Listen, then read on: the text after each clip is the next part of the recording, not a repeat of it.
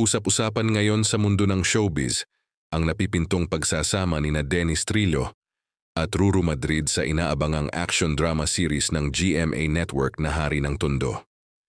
Marami ang na-excite matapos kumalat ang balitang si Dennis ang gaganap bilang pangunahing kontrabida sa serye, isang kakaibang role na siguradong aabangan ng kanyang mga tagahanga.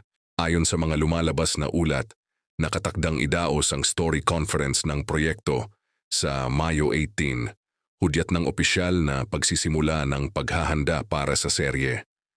Malaki ang inaasahan ng publiko sa tambalan ng dalawang kapuso stars, lalo na't kapwa kilala sina Dennis at Ruru sa kanilang husay pagdating sa matitinding eksena sa aksyon at drama.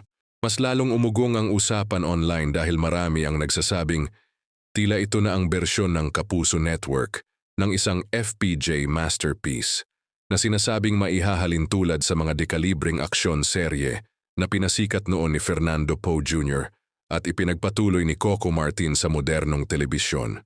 Para sa ilang netizens, mistulang simboliko umano ang paglipat ng ganitong klaseng proyekto mula sa estilo ni Coco patungo kay Dennis, lalo pat parehong kinikilala ang dalawa sa pagdadala ng matitinding karakter sa primetime. Marami ang naniniwalang kayang-kaya ni Dennis na bigyan ng panibagong timpla ang ganitong genre. Excited din ang fans na makita kung paano haharapin ni Ruru ang kanyang karakter laban sa veteranong pagganap ni Dennis bilang kontrabida. Kung pagbabasehan ang kanilang track record, inaasahang magiging bakbakan hindi lang sa aksyon, kundi pati sa aktingan ng kanilang paghaharap sa serye.